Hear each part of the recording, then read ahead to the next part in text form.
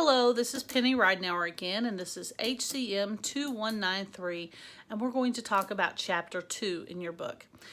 Now, this chapter starts to really delve into what it is like to be in a workplace environment and kind of what employers are looking for. The most crucial thing is you have to keep in mind your end goal every day you're at work. So your end goal is patient care, right? It is absolutely the number one thing. Is the mission of the organization is to care for people in whatever way that their mission statement prescribes that they're going to care for people. So how do you do that?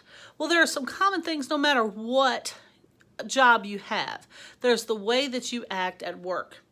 If you are stocking shelves, any robot can stock a shelf, but it takes a special kind of person to say, now wait a second, they're wanting me to stock these cans on top of this bakery item, and if it compacts, it's going to squish everything.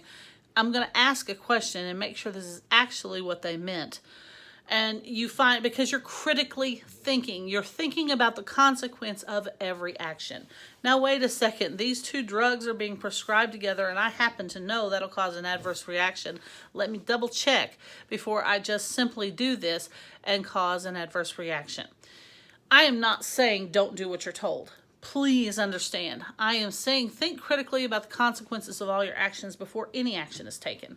There are people that you work with who are a joy to work with. You can't wait to get to work. Sometimes that's because you have a great personality mesh.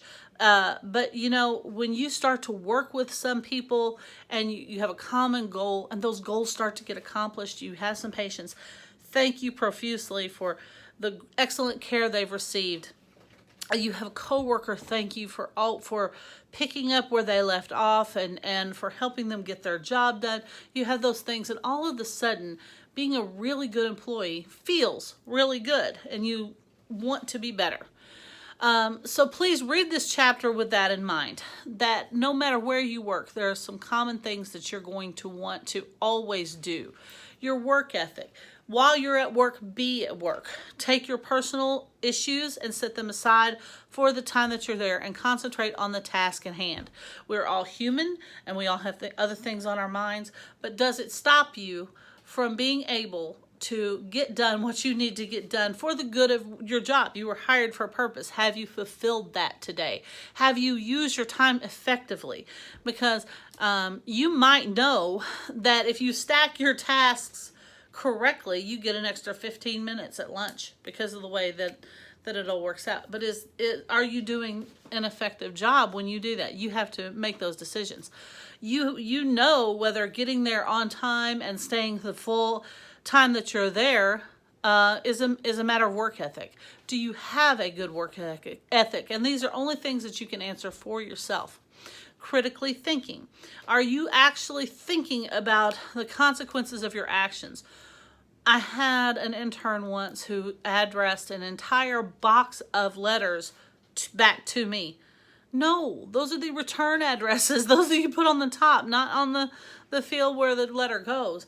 And because she wasn't thinking about what she was doing. She was just simply like an automatron, just doing something that she thought was told, didn't ask a question or anything. So it's really important that you look forward when you're completing tasks to the reason why you're doing this and the expected outcome. And if you believe this chain of events will sponsor the outcome that you're expecting. Okay. Thank you for listening to Chapter 2. I'll see you back in Chapter 3.